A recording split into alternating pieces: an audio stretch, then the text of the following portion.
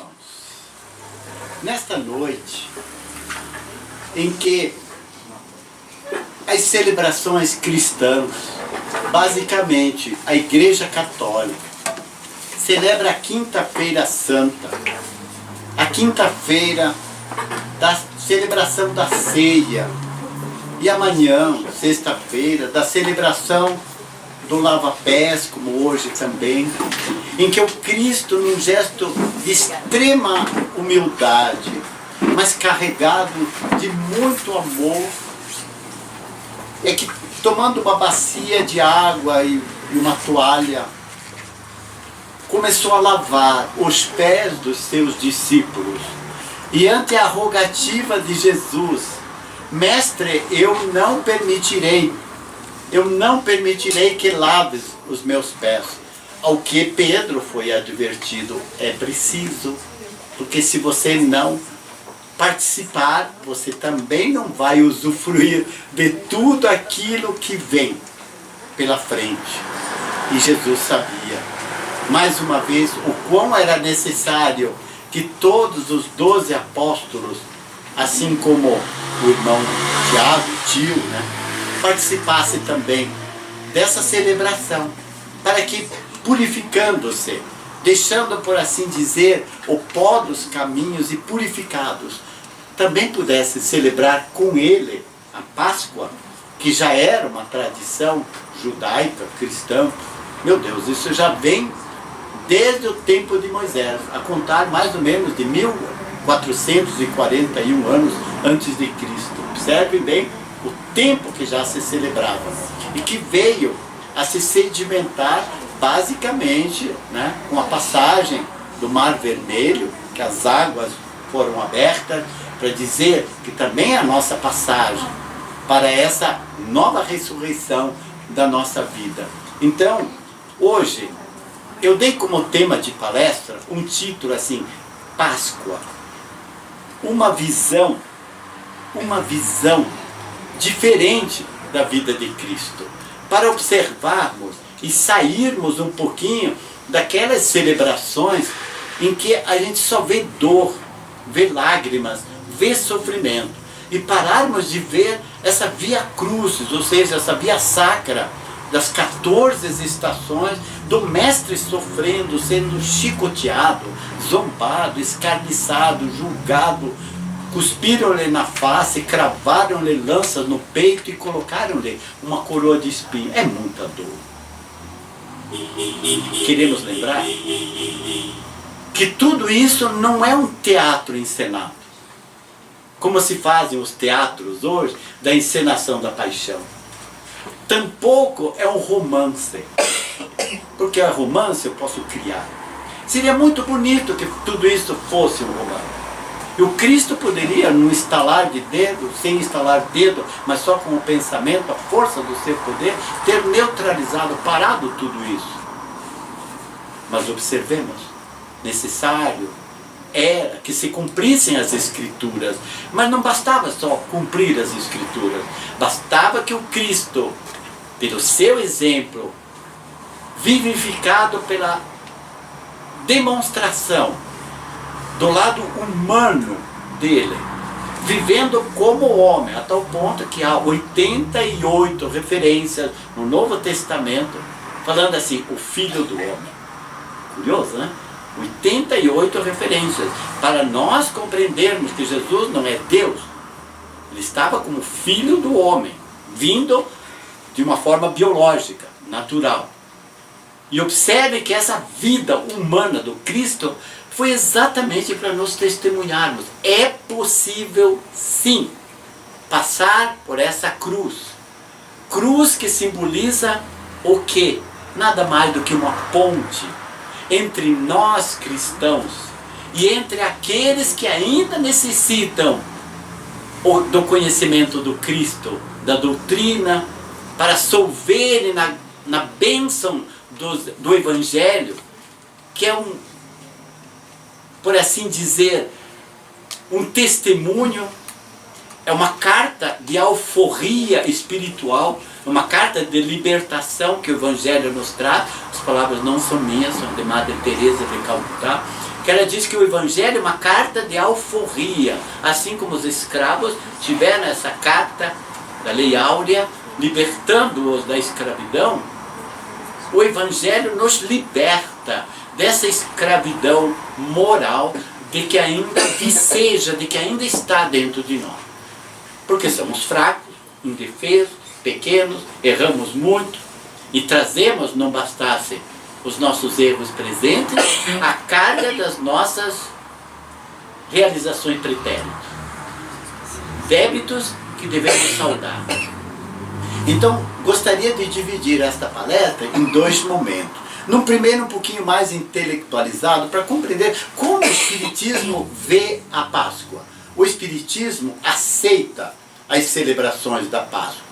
Todavia, não as celebra dessa mesma forma, de dor, de comemoração do sofrimento, da lágrima e da dor.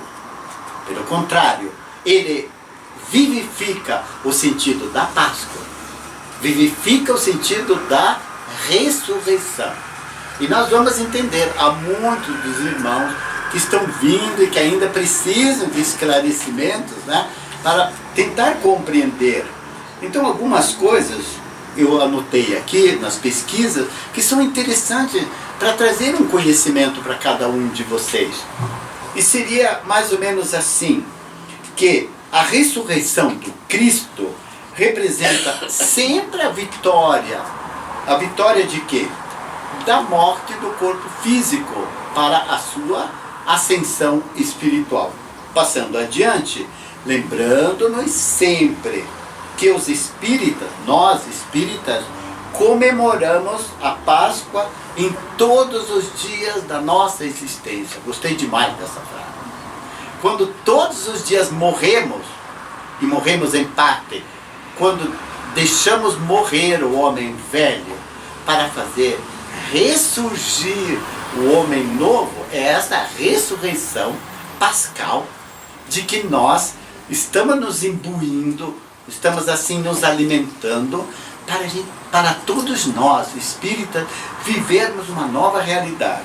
E ele diz, a se traduzir pelo esforço perene, constante, diário, minuto a minuto, para vivenciar a doutrina e a mensagem do Cristo.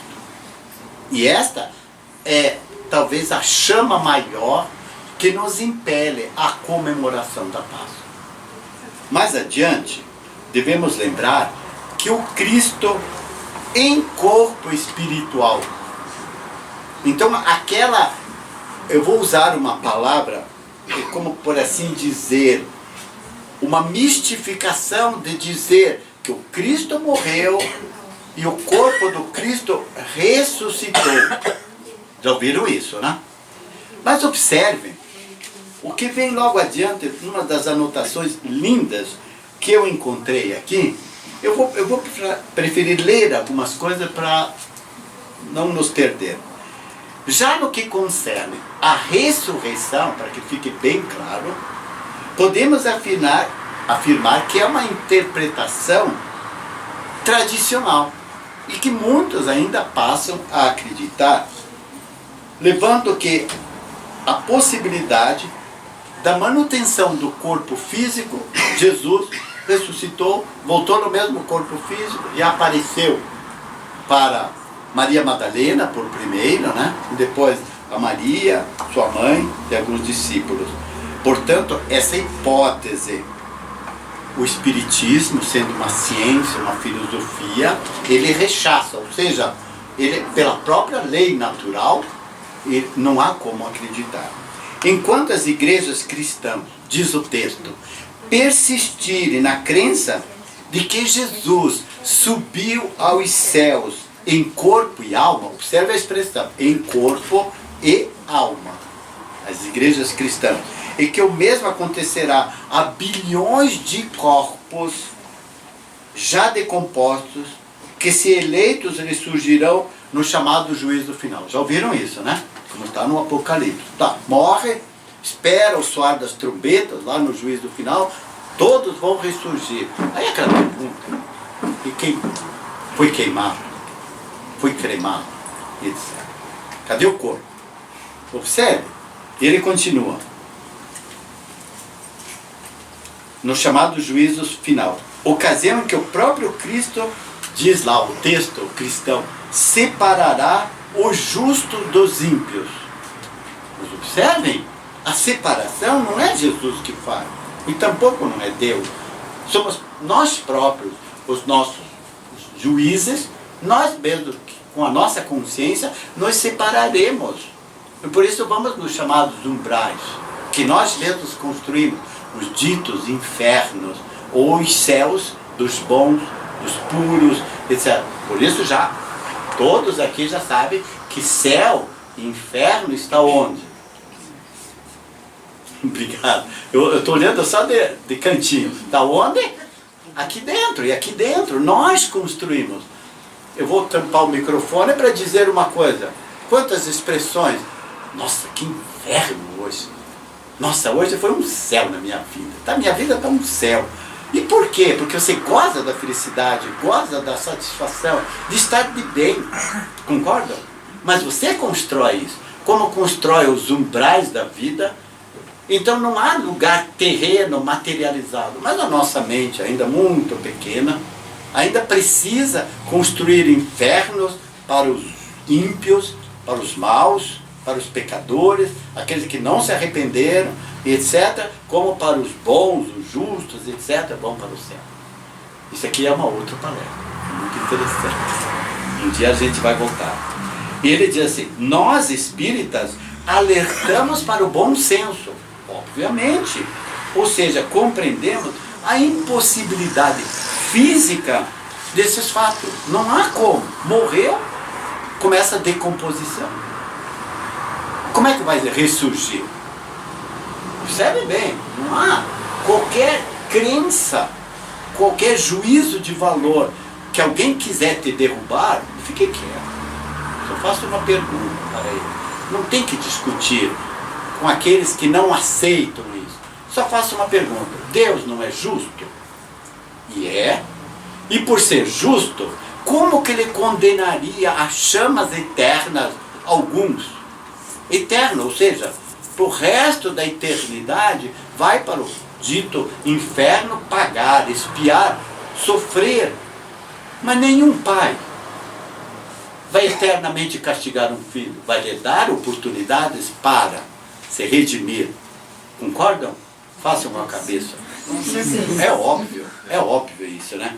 E quando tentamos entender pela perspectiva espírita as chamadas aparições do Cristo, observe que entra em jogo uma palavrinha que vocês já ouviram, chamado perispírito. Então temos o nosso corpo carnal, este aqui, que vocês enxergam como eu os enxergo, o corpo que está ao redor desse corpo físico, que é o peri. Vamos traduzir um prefixo latino e grego, que significa ao redor. Ao redor de quê? Ao redor do nosso espírito. Vamos entender mais um pouquinho. Qual a diferença? Vou fazer uma pergunta para mim. Vocês respondem para mim. Qual a diferença entre alma e espírito? Obrigado pela resposta. Obrigado. Vocês estão me dizendo assim, a alma... Enquanto estamos aqui. Isso, obrigado, meu Zé. A alma enquanto você está no corpo físico, no corpo carnal. Isso. Lição número 1, entendido. Podemos ir embora? Não. Muito bom. E quando que é espírito? Depois que desencarna. Depois que desencarna, ou seja, depois que deixa o corpo. Segunda lição aprendida, estudada, podemos ir embora. Segundo o espírito que nós temos falado, aí vem a classificação do espírito simples, nós perdido, do espírito de luz. É o caso de Jesus. Espírito de luz, voz e e nós ficamos aqui recuperando, procurando encontrar essa luz. Bacana, ele falou uma coisa importante. Jesus era um espírito de extrema luz. Eu não preciso dizer nada. Não tinha nada dentro dele. Por isso que ele não se magoava, não se ofendia, podiam injuriá-lo, condená-lo, insultá-lo. Por quê? Porque não tinha mal nenhum dentro dele. E por que nós nos ofendemos, nos magoamos até com um simples olhar. Porque nosso defeito. Exatamente, porque ainda nós estamos nessa matéria densa, pesada, e ai se me olharem, eu pego pesado. Hoje na visita um irmão, numa casa de repouso, ele narrava, eu dou tudo para uma briga. Observe quanto, e bato mesmo, observe quanto ainda precisamos sair disso. Então, Jesus, vamos ler um pouquinho, a transfiguração. Veja, aquela figura que vai além do físico, por isso que ele foi ao Monte Tabor com 3 discípulos, Pedro, Tiago e André, e se transfigurou, e apareceram Elias e Moisés. Aí eles, nossa, e caíram por terra, quando viram Jesus, em espírito, assim, nessa luminosidade, se prostraram. Nossa, não tem como. E também viram em espírito Elias e Moisés. Mas como eles caíram, eles perderam toda essa grande possibilidade de vivenciar aquela transfiguração. Percebe como isso é interessante? Então a transfiguração consideramos como a utilização de fluidos densos que por ele foram utilizados, e ele tinha todo o poder de fazer qualquer coisa, de se transfigurar, de aparecer, se deslocar, de estar onde quisesse. E por isso mesmo possibilitou então que ele se manifestasse por meio desses fluidos mais densos que lhe deram a forma física. Por isso é o perispírito. Quando a pessoa diz assim, vi o espírito do meu avô, da minha avó, de alguém que partiu. Na realidade você está vendo o peri, aquela forma que você identifica. Nossa, o Silvino aqui um tempo vai aparecer para você, dizer, nossa, ele era baixinho, careca, dizendo, nossa, eu vi, era ele, nossa, mas como ele era legal, eu não me assustei. Claro que você não viu o meu espírito, você viu esse perispírito que, pela forma, pelos fluidos mais densos, ele se manifesta. Ficou bem claro? Então Jesus apareceu. Até teve um que disse, não, só vou acreditar que é Jesus quando eu tocar, chamado Tomé. Mas assim, se eu tocar as chagas, se eu tocar as mãos, o peito, vir os pés marcados, aí eu vou acreditar em Jesus, em transfiguração, em perispírito. Ô Tomé, vem cá, toca, observem esse poder que todos nós temos também. Isso é interessante. Só que a minha palavra ali, só um espírito de luz como Jesus podia fazer. Se eu partir e falar, aparecer, me toque, não me toca, porque eu não tenho essa força. E outra passagem. Ele apareceu primeiro para quem? Poderia ser para a mulher. Aí eu já ouvi de línguas maledicentes, só podia aparecer para uma mulher. Mulher leva logo a notícia. Não é bem assim, não. Né, Eliane? Eliane também, obrigado. Eliane viu hoje. Eliane é uma velha amiga minha lá de outro centro que está aparecendo. Então, o que aconteceu? Por que Maria Madalena? Porque foi exatamente aquela que esteve prestes a ser condenada, julgada, condenada, um monte de pedra na mão daqueles homens, e que Jesus não a salvou, fez com que eles percebessem que eram ímpios, impuros, pecadores, entre aspas, e que um a um, depois que jogaram as pedras, foram saindo. Não, porque Jesus os advertiu, jogue a primeira pedra aquele que não tiver nenhuma culpa. Observe, ela que lhes lavou os pés do Cristo e os enxugou. Lavou com o quê? Com as lágrimas do arrependimento. Lágrimas que verteram da alma da sinceridade. E os enxugou com seus cabelos. Quer dizer, tudo o que havia de melhor dentro dela. Porque era uma pecadora. Vivia com os homens. Esteve prestes a ser apedrejada. Cristo a trouxe de volta. Levanta-te e não tornes a pecar. Observe. Porque se ninguém condenou, tampouco eu te condeno, disse o mestre. Mais tarde, lavando-lhes os pés e os enxugando com os cabelos, ela ungiu a cabeça do mestre e os pés com o perfume mais nobre chamado nardo, porque ela era rica, cortesã, tinha esse poder. Mas a partir disso, o que era material ficou para trás. E ela passou a viver com o Cristo, seguindo o Cristo, testemunhando o Cristo.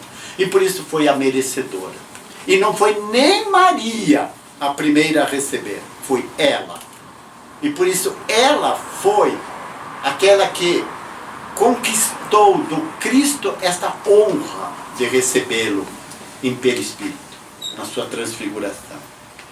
Há uma passagem aqui que nós devemos entender que nós já saímos da fé cega, daquilo que você acreditar, porque lhe disseram, lhe ensinaram pelo catecismo, alguém lhe disse, você tem que acreditar nisso. Você sim. Por que eu tenho que acreditar se eu não entendo? Então a fé raciocinada, da compreensão, do estudo e da aprendizagem, nos possibilita esse crescimento. Como isso é interessante, né? E a fé raciocinada fazia acreditar que a espiritualidade superior rege os destinos de toda a humanidade, falando de Jesus, que se valeu desta data para chamar a atenção do homem para a grande transformação que se avizinhava. Por isso que Jesus é o divisor das águas. E que ficasse gravada nos corações e nas mentes da humanidade a grandiosa lição. Mas que lição é esta do Cristo? A lição do perdão. É esta a verdadeira Páscoa. Observem que lá no madeiro, eu vou pular toda aquela parte histórica da caminhada, que vocês conhecem, já viram os filmes, etc. Mas que lá na cruz, entre dois ladrões, bandidos, assassinos, sei lá o que era, irmãos que se desviaram do caminho do bem e que foram postos lado a lado com Jesus, um se calou. É para nos dizer que diante da grande possibilidade, puxa, ele estava ao lado de alguém que qualquer palavra, súplica, era o perdão e a luz. E alguém, um deles disse, Senhor, quando estiveres lá no teu paraíso, porque ele não acreditava, quando estiveres lá no teu paraíso, lembra-te de mim. Qual foi a resposta do Cristo? Hoje mesmo estarás comigo. Observem a súplica, o pedido. Não rogou descer da cruz. Quem foi esse? Não rogou. Quem foi esse? Diga para os irmãos. Dimas. O ladrão. Dimas. Que depois, né, se transformou. Depois a cripa foi o que calou. Observem bem. Ele rogou não a materialidade, mas rogou a vida espiritual. Lembra-te de mim lá. E essa lembrança deu a Dimas exatamente essa possibilidade. Vamos adiante. Para logo depois, Pai. É como se fosse, Pai, está difícil. Quantas vezes, né, irmãos? Diante da dor, da lágrima, dos sofrimentos. Nossa, eu nem olho para a pessoa que está aqui. O desespero de uma mãe, diante de qualquer dor, grita socorro. Observe bem, é o Cristo também humanizado que diz, Pai, afasta de mim este cálice. Mas logo em seguida lhe disse, cumpra-se, não a minha, mas a vossa vontade. Tudo isso está até no Pai Nosso. Seja feita a vossa vontade. Para mais adiante, a rogativa maior, que era a lição mais sublime que a humanidade poderia herdar do Cristo. Pai, perdoai-os, porque não sabem o que fazem. Pai, entrego o meu espírito. Ou seja, este é o desencarne. Esta é a nossa verdadeira partida. Antes de partir, o bálsamo do perdão a todos. Como todos os dias celebramos a Páscoa, que é a ressurreição dentro de nós, dessa vida maravilhosa, nós rogamos: Pai, perdoai aqueles que me ofendem, me magoam, me caluniam, me perseguem, me fazem sofrer, porque não sabem o que fazem. E realmente, quando a gente faz besteira, nós estamos sem saber, porque se soubéssemos, a gente evitaria muitas coisas. Concorda? E é o ensinamento do Cristo. Bom,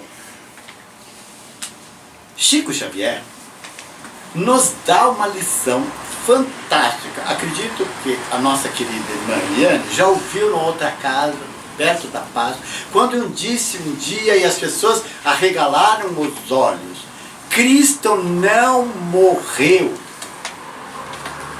Como assim? Mas é muito.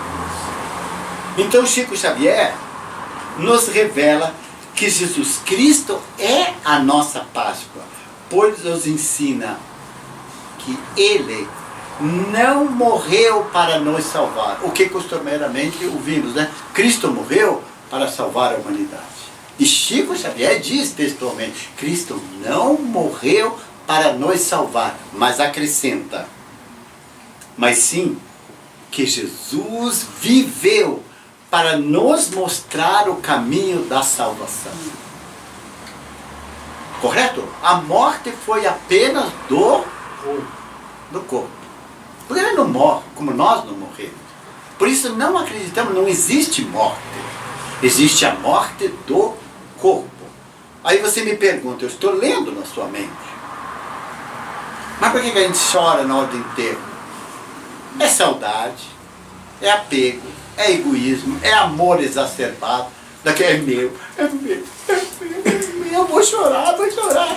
Ao invés de entregar, libertar, a gente se apega e faz sofrer.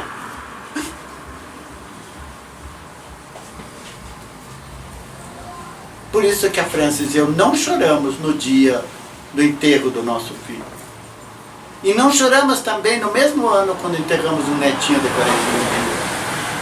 Porque já passamos desse estágio de aprender que não são as lágrimas da morte física, são as lágrimas que já deixamos cair, vivendo com, sofrendo com, nos amargurando com o sofrimento daqueles que conosco estão.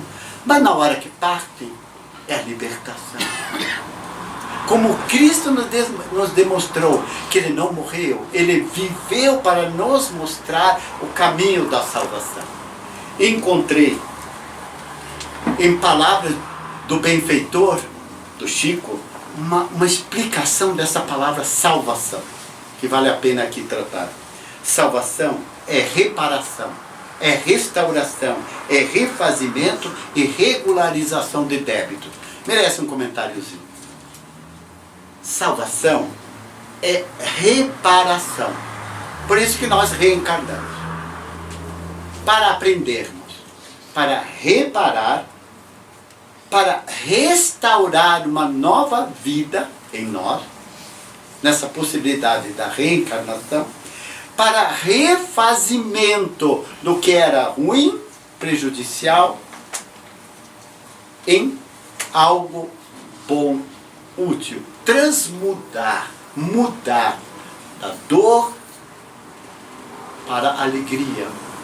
Transmudar as lágrimas dos sofrimentos em lágrimas de alegria, de regozijo, de satisfação, como é a Páscoa. E por isso no dia da Páscoa a gente celebra exatamente esse refazimento, essa reorganização para regularizar, ou seja, para quitar gradativamente todos os nossos débitos do pretérito. Finalizando a primeira parte, é chegado o momento em que, ao celebrarmos a Páscoa, nós desejamos fraternalmente o bem e que consigamos nos perdoar uns aos outros e agir como se Jesus permanecesse conosco eternamente. E Ele permanece. como de fato ele está. Então uma coisa que eu tenho assim muitas e muitas vezes repetido, nós todos não vemos mais o Cristo pregado na cruz. Por quê? Porque nós já o tiramos. Ele já não está pregado, ele está livre e caminhando conosco. Que lindo isso, né? Então domingo a gente tem essa celebração pascal, desse refazimento e regularização dos nossos débitos, porque já aprendemos. Por isso que a doutrina, observem bem, a doutrina ela é um chamado à consciência, ela é um chamado ao estudo, ela é um chamado à aprendizagem, ela é um chamado ao despertar desta consciência. Por isso que a gente não deve vir aqui como palestrante brincar. A nossa vida pode ser alegre, tudo, mas a gente tem que levar a sério este lado espiritual da nossa transformação interior, como também do nosso lado melhor. Quando lhe perguntarem a mim, ao Elias, que já passamos dos 50, né? E agora, o que você faz? O Elias responde como eu, nossa, agora eu estou pensando do outro lado. Porque já vivemos bastante, concordam?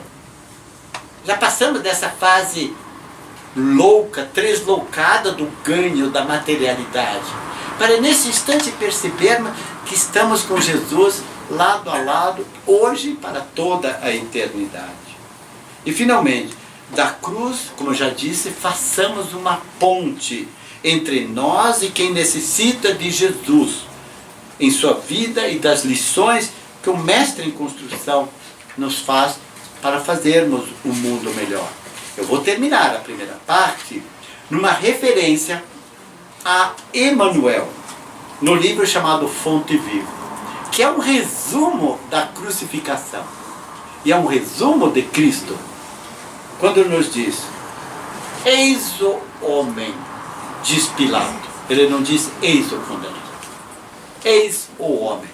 Por isso que Pilatos lavou as mãos, porque não encontrou nele nada. Mas, como era procurador romano, ele não podia também entregar a cabeça dele naquela hora. Então ele preferiu: então, eu vou lavar minhas mãos, vou me recolher. E vocês façam. Já escolheram, né? Crucifico. Então é com vocês. Lavo minhas mãos. Ou seja, quero me inocentar, como tantas vezes queremos nos inocentar de tantos erros que cometemos. E aí, Emmanuel diz assim: apresentando o Cristo à multidão, Pilatos não designava um triunfador terrestre, nem banquete, nem púrpura, nem aplauso, nem flores. Jesus achava-se diante da morte. Terminava uma semana de terríveis flagelações. Traído, não se rebelara. Preso, exercer a paciência. Humilhado, não se entregou a revides. Esquecido, não se confiou à revolta. Escarnecido, zombado, desculpara. Açoitado, olvidou a ofensa. Injustiçado, não se defendeu. Sentenciado, condenado ao martírio, soube perdoar. Crucificado, voltaria à convivência dos mesmos discípulos e beneficiários que o haviam abandonado, para erguer-lhes, soerguer-lhes a esperança. Mas, exibindo-o diante do povo, Pilatos não afirmara: eis o condenado, eis a vítima. Diz simplesmente: eis o homem. Aparentemente vencido, o mestre surgia em plena grandeza espiritual, revelando o mais alto padrão da dignidade humana. Rememorando, pois, semelhante passagem, recordemos que somente nas linhas morais do Cristo é que atingiremos a humanidade real. Termino a primeira parte e quero agora, em alguns instantes, rememorar a visão cristã de Madre Teresa de Calcutá.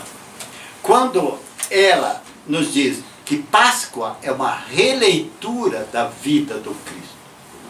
E ela nos diz: Senhor, ajude-nos a ver sua crucificação e ressurreição como um exemplo. Aí você se pergunta, mas que exemplo? Já falamos, né? Exemplo do perdão, etc. E ela diz: exemplo de como suportar e aparentemente morrer na agonia e no conflito da vida diária, para que possamos viver mais intensamente e mais criativamente. Aí ela continua, eu já fiz referência, quando ela diz que a vida do Cristo foi muito mais do que um teatro encenado, ou seja, toda aquela via sacra de colocá-lo carregando uma cruz, não é verdade?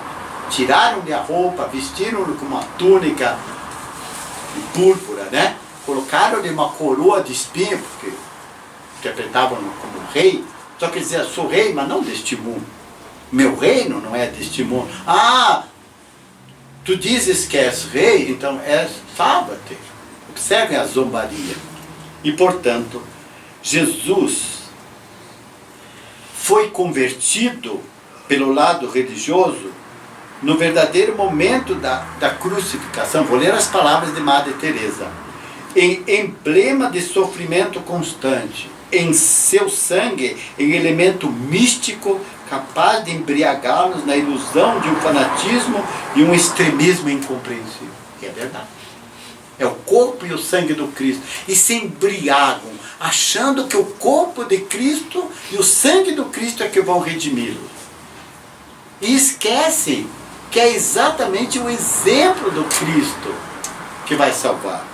E ela continua, o que dá o título desta palestra: que Deus nos ajude e nos acuda, que possamos fazer uma releitura da vida do Cristo. Sua ressurreição é incentivo e exemplo para todos nós que queremos lutar por um mundo melhor.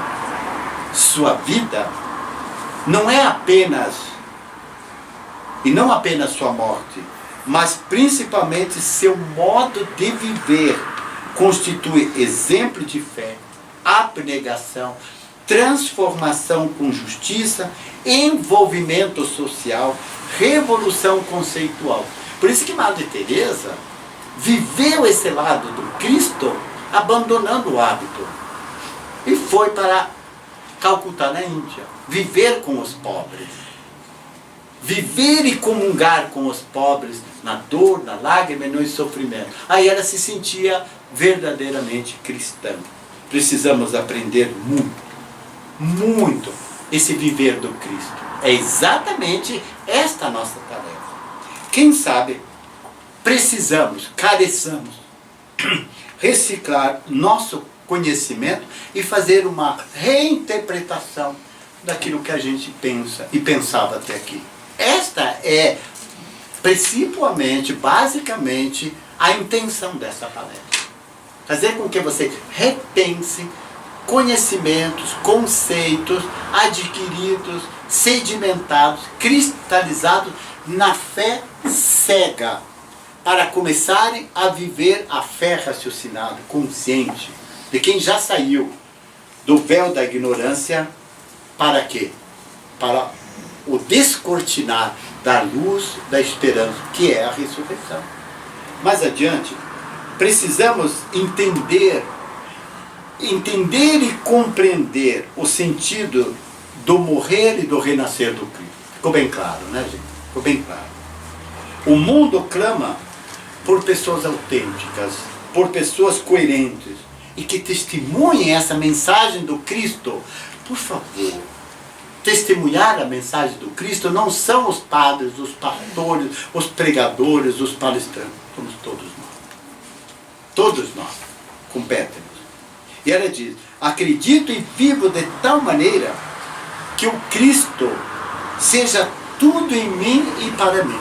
Observe que coisa linda, né? Que o Cristo seja tudo em mim e para mim. Entrego-me a cada dia e rezo. Usou o termo católico, né? Entrego-me ao Cristo e rezo. Para entender mais e com maiores detalhes qual seja a vontade de Deus em minha vida. Não é assim que o Cristo diz? Faça-se a sua vontade e não a minha. Lindo isso.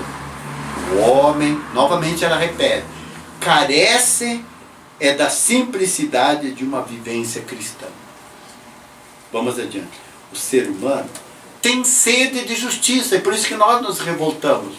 Diante de tanta injustiça, de tanta corrupção, não é verdade? A gente se revolta.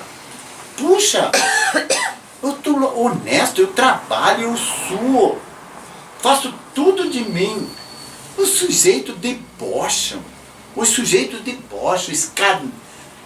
né? Parece que estão lá assim, o tempo todo zombando e rindo. Mas não fizeram isso com o Cristo? Mas não é um resgate nosso. E nós estamos vendo isso agora porque nós estamos resgatando aquilo passado. Nós revoltamos o que está fazendo. E ela diz mais aqui uma coisa interessante.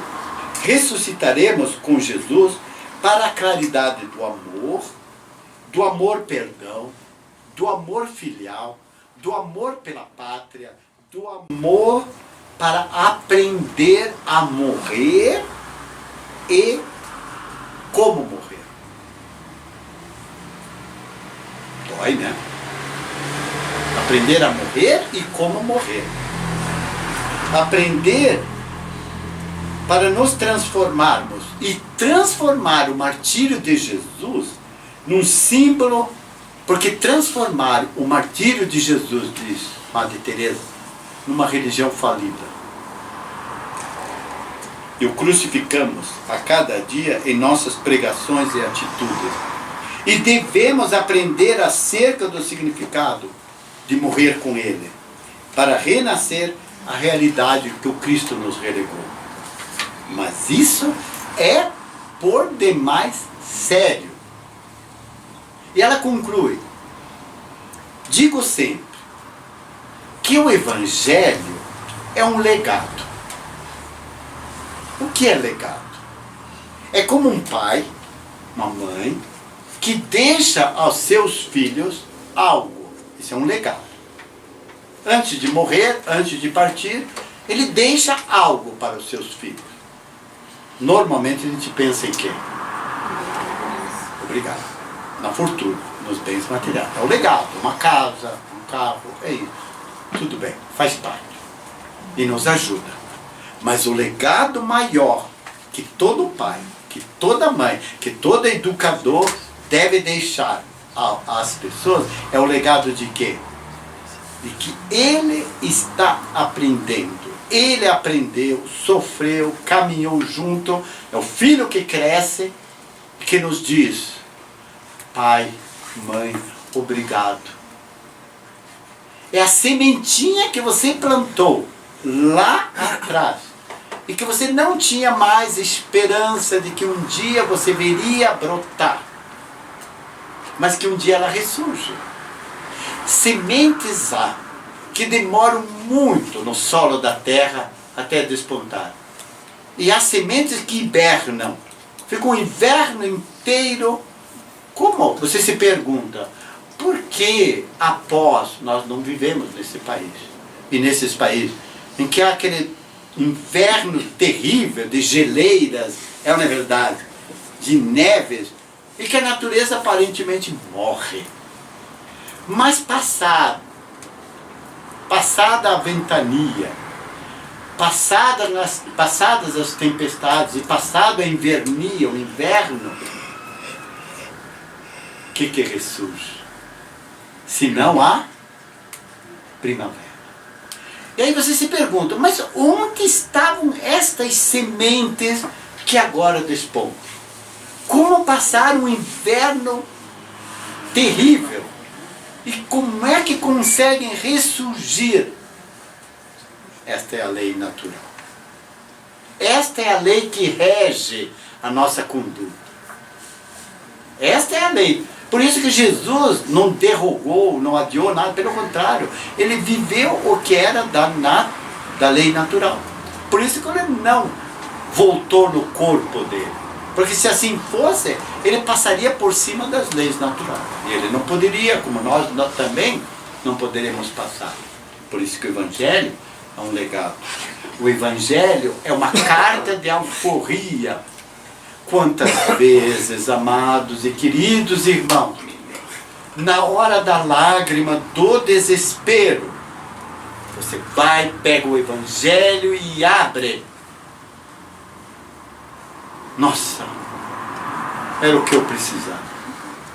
Porque foi exatamente naquele momento a cartinha de libertação sua. Você se alforriou, você se libertou, abrindo o Evangelho. E quando se abre o Evangelho? Na hora do piquenique, das festas, a gente não faz. Aliás, nem lembra. Por isso que tem que fazer o Evangelho antes. Por isso que tem que orar antes. Orar na hora do equilíbrio. Para na hora da tempestade ter força e rogar também a carta de alforria. E o Evangelho é um testamento deixado por Cristo. É o testamento do pai, da mãe, que legou aos filhos uma herança eterna. E para quem é endereçado o Evangelho? A todos aqueles que lutam, cansados da mentira, cansados de sofrer, cansados de esperar. Então, talvez seja para todos nós. Estamos cansados de sofrer, cansados de esperar.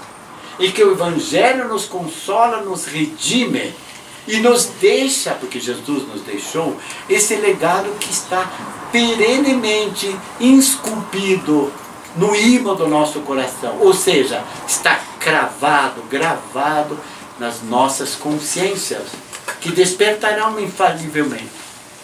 E mais. Portanto, aprendamos. Nossa missão enquanto é tempo, morrer com o Cristo e ressuscitar urgentemente para uma vida participativa, uma vida de envolvimento que se traduz numa luta consciente por um mundo melhor. Eu fiz algumas anotações de rodapé quando eu li esse capítulo. Primeiro eu coloquei fé raciocinada, já dissertamos. Confiança total. E o Cristo se entregou total ao Pai. Foi lá, Pai. Então pode que ele até rogou, afaste. Mas era da vontade do Pai, cumpra-se. Aceitou este cálice. Amor incondicional, porque perdoou incondicionalmente. Pai, perdoai-os. Ele não falou dos pobres, coitados, entre aspas, que estavam ali. Falou para eles e para nós todos, em todos os tempos, em todas as épocas e para toda a eternidade. Finalmente, Cristo viveu o verdadeiro estoicismo. Nossa, pesado, né? Vamos ver, o que é ser estoico? Lindo. Nada mais é estoico, estoicismo, já vem tempo de Sócrates, Platão, etc. Lá bem antes. O que é o estoicismo? É aprender a sofrer com compreensão. Entendendo que o sofrimento não é castigo. E os benfeitores espirituais, Joana d'Ângeles, Chico Xavier, Via Emanuel, e tantos outros, sempre nos dizem: abençoado sofrimento.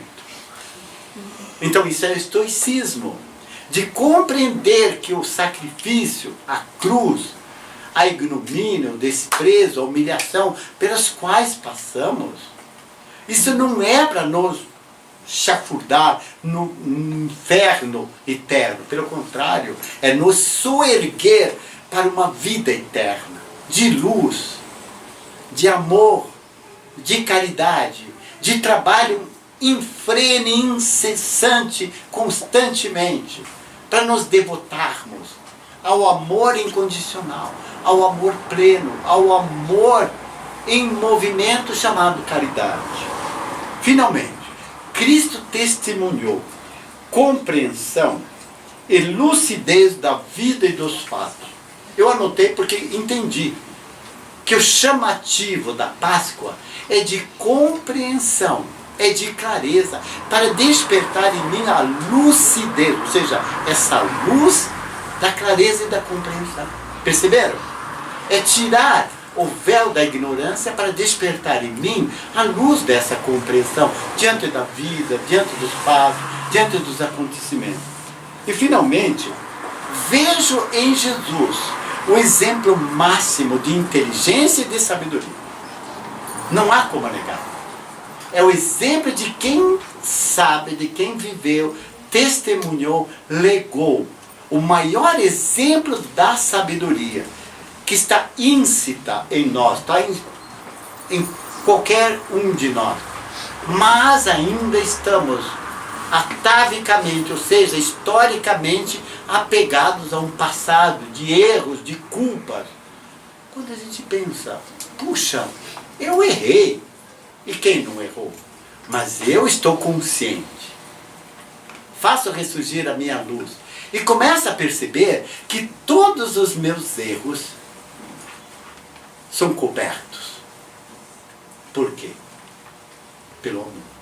Porque o próprio Cristo nos diz.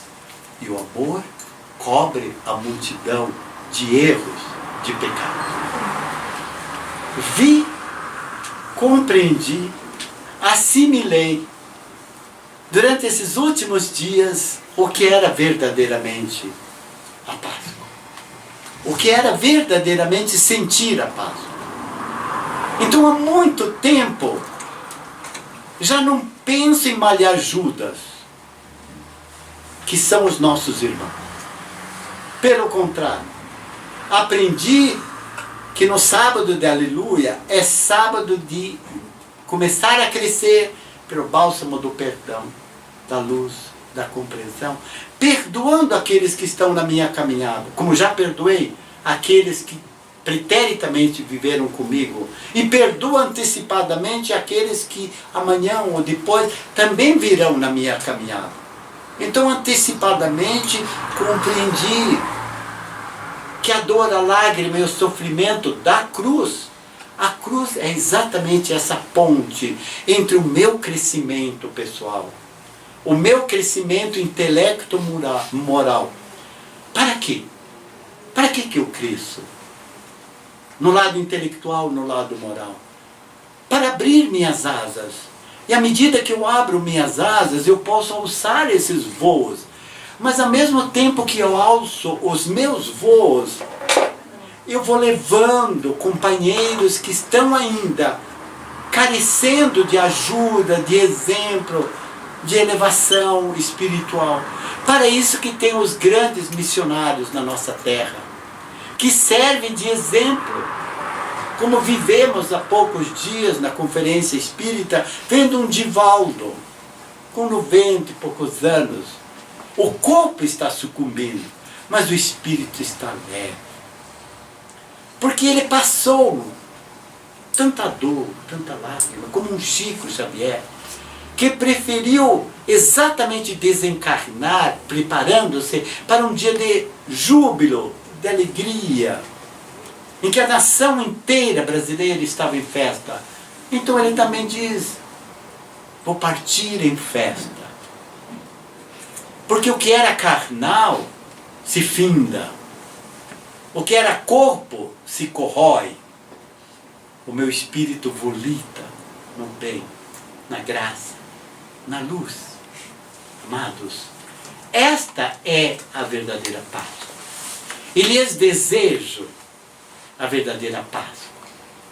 Do abraço irmão, do abraço amigo, do abraço fraterno, que eu gostaria que nós todos, nesse instante, nos dessemos as mãos.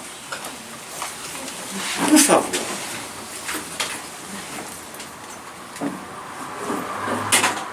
Você é capaz de sentir o calor da mão do seu irmão, da sua irmã? Faça um toque sutil do amor nessa mão. Passe adiante o calor da sua mão, que é do calor do seu coração.